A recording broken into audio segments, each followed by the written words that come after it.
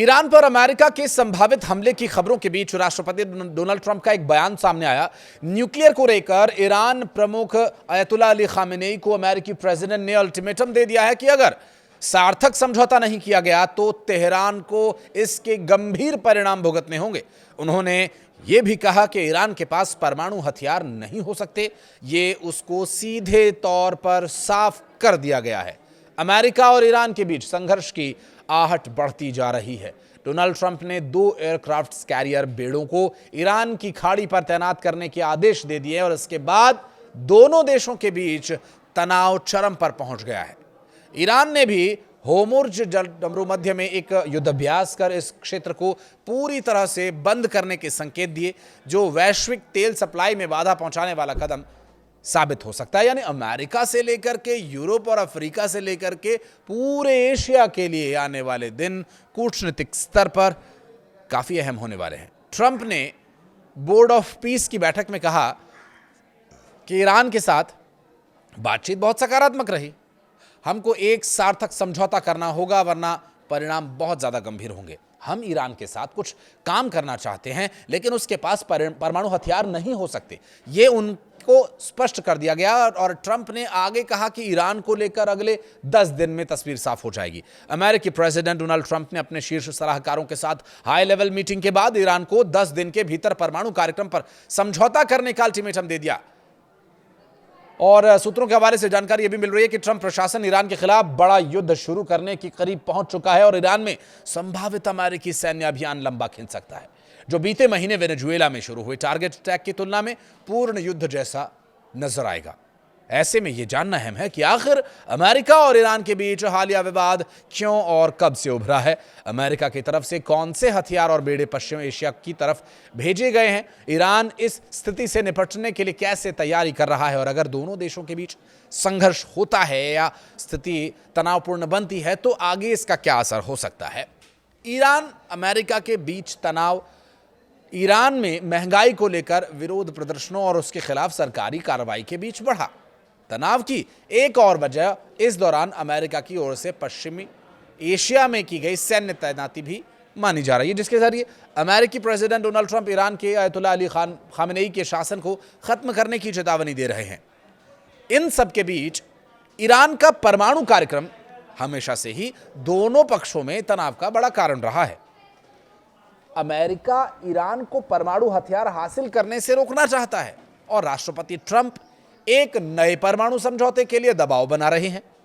दिसंबर 2025 में ईरान में बढ़ती कीमतें और गिरती मुद्रा को देखते हुए शुरू हुआ जो विरोध प्रदर्शन था, ईरानी सरकार की सख्ती यहां देखने को मिली थी। इसमें हजारों लोगों के मारे जाने की भी खबर रही। अब बताया यह जाता है कि इन घटनाओं को खुद अमेरिका ने ही भड़काया ताकि वो ईरान के मामलों में दखल दे सके। ईरान का लगातार बढ़ता बैलिस्टिक मिसाइल कार्यक्रम और इजरायल जैसे अमेरिकी सहयोगियों पर बढ़ता खतरा भी दोनों देशों के बीच तनाव का बड़ा कारण है। इसके अलावा सऊदी अरब, यूएई भी अलग अलग मौकों पर ईरान को लेकर खतरा जताते रहे हैं। अमेरिकी रक्षा मंत्रालय के सूत्रों और सैटेलाइट तस्वीरों के हवाले से अमेरिकी मीडिया ने दावा यह किया कि ईरान के साथ बढ़ते तनाव के बीच पश्चिम एशिया या मिडिल ईस्ट में 2003 के इराक आक्रमण के बाद से सबसे बड़ी सैन्य लामबंदी यहाँ की गई है। आक्रमण की जो वो तस्वीरें सामने आई थी, अब कुछ उसी तरह का हाल यहाँ देखने को मिल सकता है। और इन सैन्य बेड़ों में अमेरिका के सबसे घातक F-22 रैप्टर लड़ाकू विमान से लेकर सबसे बड़े खतरनाक युद्धपोत USS जेराल्ड आर फोर्ड शामिल हैं। अमेरिका ने इस क्षेत्र में 2 परमाणु संचालित विमान वाहक पोत तैनात किए हैं। पहला USS अब्राहम लिंकन जो जनवरी के आखिर में अरब सागर में पहुंचा था और इसके बाद दुनिया के सबसे बड़े आधुनिक विमान वाहक पोत USS जेराल्ड आर फोर्ड को भी इसी जगह पहुंचा दिए जाने का आदेश आ चुका है और ये मौजूदा समय में अटलांटिक महासागर से पश्चिमी एशिया के रास्ते पर है। वर्तमान में क्षेत्र में कुल 13 विध्वंसक पोत तैनात किए जा चुके हैं। इनमें USS अब्राहम लिंकन के साथ आए 3 प्रमुख पोत USS Frank E Peterson junior, USS Spruance और USS माइकल मर्फी शामिल हैं। जो ये पोत हैं वो उन्नत रडार और बैलिस्टिक मिसाइल सुरक्षा प्रणालियों से लैस है। यानी ईरान ने अगर जवाबी कार्रवाई की तो उसके लिए ये पूरी तरह से तैयार है।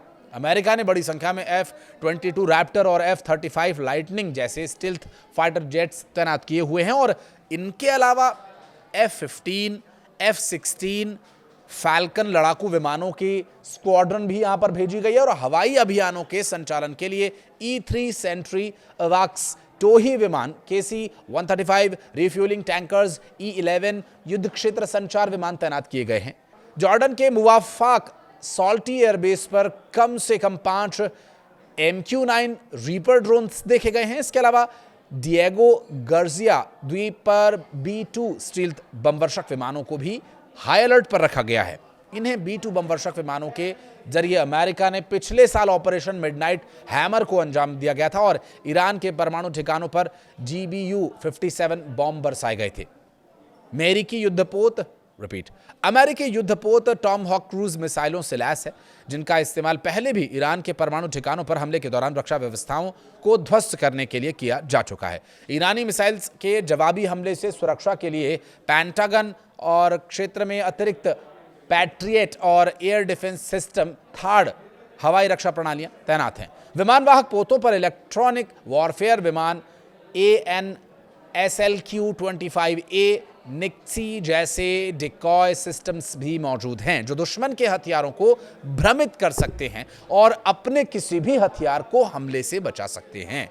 अमेरिका का यह सैन्य जमावड़ा ईरान के इर्द गिर्द कई रणनीतिक स्थानों पर तैनात है। इनमें प्रमुख एयरबेस और अंतर्राष्ट्रीय जल क्षेत्र जॉर्डन, सऊदी अरब और ओमान के पास स्थित है। इसके अलावा अरब सागर, हिंद महासागर, बहरीन और कतर में भी अमेरिका के महत्वपूर्ण सैन्य ठिकानों और सुविधाएं मौजूद हैं।